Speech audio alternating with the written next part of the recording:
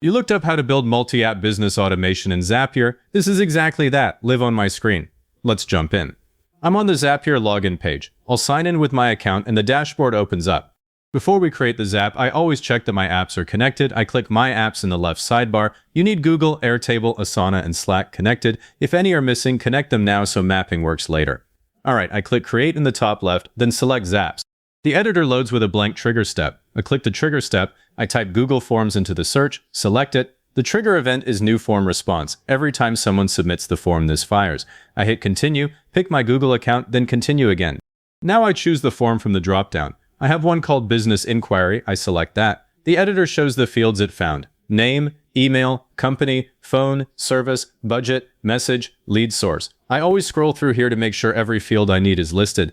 If your form is empty, submit a test entry first. Zapier needs at least one response to pull sample data. I click Test Trigger, it pulls in the latest response. I can see actual values like Alex Johnson, alex@example.com, and so on. This is exactly what I will map later.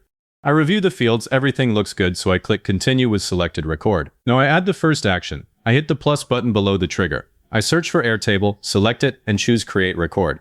I click Continue, choose my connected Airtable account, then pick the base.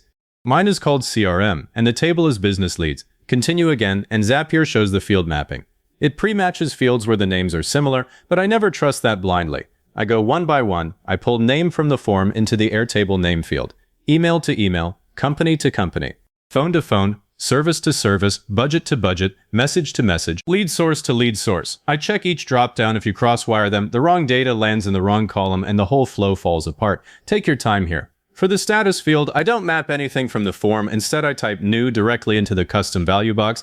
That way, every lead that comes through gets stamped as new automatically. Then I click Continue. I click Test Step. Zapier sends a record to Airtable. While that runs, I open Airtable in a new tab, go to the CRM base, and open the Business Leads table. The new row pops up. Name, email, company, service, budget, message, everything mapped correctly, and the status is new.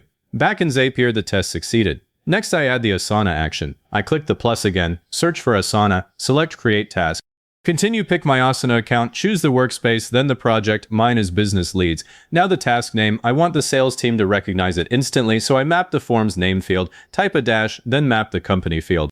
So the task will read something like Alex Johnson, Tech Corp. I click into the description field too. I drop in the email and phone fields from the trigger, so the salesperson has all the contact info right inside the task. That saves them hunting through Airtable. Then I click Continue. Test step again, Zapier creates the task. I open Asana, go to the Business Leads project, and the new task is right there. I open it, the title has the name and company, and the description shows the email and phone. Perfect. Now Slack. I hit the plus below Asana, search for Slack, choose Send Channel Message, continue, select my Slack account, then pick the channel. I use a dedicated channel called Business Leads, so nothing gets buried in general chat. Now the message content. I type new lead from Google Forms, then I map the name field, service, and budget. So it comes through as something like new lead from Google Forms, Alex Johnson, web design, $5,000 budget. I add a second line that says Airtable record created and Asana task assigned, check the project. That gives the team immediate context without having to open anything else. I hit continue. Test step one more time. Slack receives the message. I open Slack, switch to the Business Leads channel, and there it is. The notification shows the name, service, and budget, exactly as I set it up. Now I can see the whole Zap, the trigger, then Airtable, then Asana, then Slack, all in a line. I name the Zap Multi-App Business Automation at the top so I know what it does at a glance later, then I click Publish. The toggle turns green. It's live. And now the real test.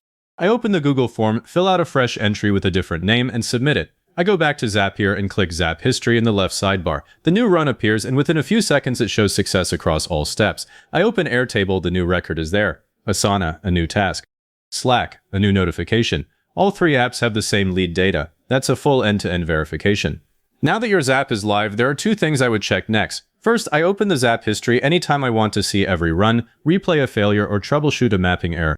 Second, I keep an eye on task usage. Each action in this Zap counts as a task, so if you get 100 form submissions in a day, your usage ticks up fast. You can see the counter in the top right of the dashboard.